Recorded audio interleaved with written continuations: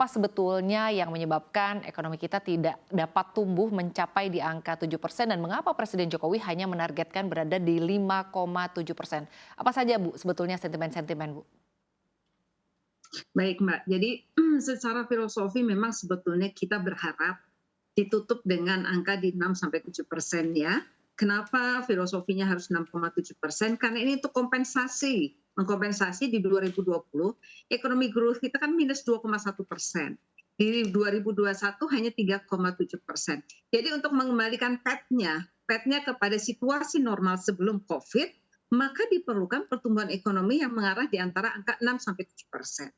Berat memang dalam situasi seperti sekarang ini, tetapi memang itu harus kita lakukan.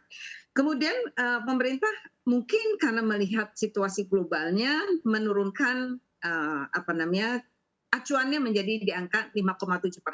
Saya berharap 5,7% ini angka bawahnya. Jadi angka atasnya harus tetap 5,7% mengarah ke 6% ke 7%.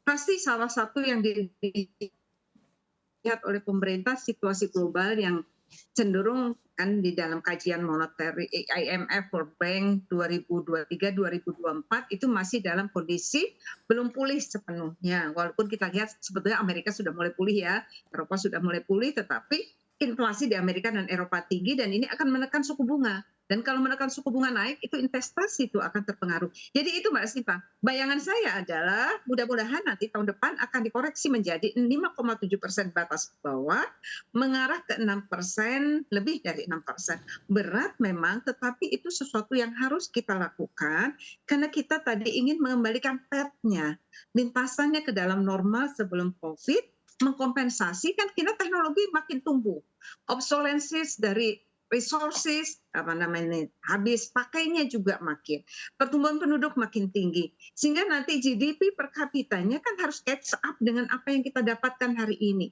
Jadi angka 5,7 mudah-mudahan ini adalah angka batas bawah.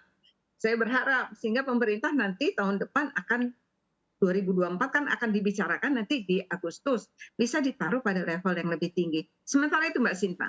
Baik Bu, artinya kalau tadi Bu menyampaikan bahwa 5,7% ini berada di batas bawah begitu ya, berharap sebetulnya bisa di kisaran 6% hingga 7%. Apakah menurut Ibu ini angka yang memang cukup realistis Bu di tengah era pemulihan ekonomi dan kalau kita lihat IMF juga pernah menyebutkan bahwa sebetulnya untuk di tahun 2023 ini ada ancaman perlambatan ekonomi Bu Ani? Baik, jadi kalau dilihat 2023-2024 ini apakah realistis ya atau 2024 nanti realistis? Begini, mari kita lihat dari sisi expenditure ya Mbak. Expenditure itu kan ada 4 komponennya, consumption, investment, government expenditure, dan net export. Pertama, tahun 2023-2024 ini kan tahun politik. Biasanya tahun-tahun politik itu ya data ya, berdasarkan data itu akan ada kenaikan belanja dari masyarakat, dari partai politik, dan pemerintah biasanya government expenditure-nya fiskal akan ekspansif.